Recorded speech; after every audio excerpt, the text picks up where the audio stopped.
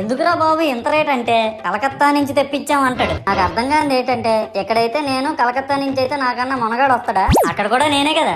ఇలా నన్ను బజార్లో పెట్టి బేరం ఆడి నా మొహానికి ముసుగేసి వ్యాన్ ఎక్కిస్తారు. ఆ వ్యాన్ డ్రైవర్ గాడు నేను ఉన్నానని కూడా చూడకుండా ఏదో ఆలోచించుకుంటా డ్రైవ్ చేస్తా గతకల్లో గబి గుబి అని తెంచేసి నా కాల్లో చెయ్యి ఇరగొట్టేస్తాడు. ఈ విషయం చందాలు ఇచ్చిన చిన్నోళ్ళకి తెలిస్తే మళ్ళీ ఇరిగిపోయిన బొమ్మ పెట్టకూడదని ఏ బొమ్మ రాసి కవర్ చేసేస్తారు.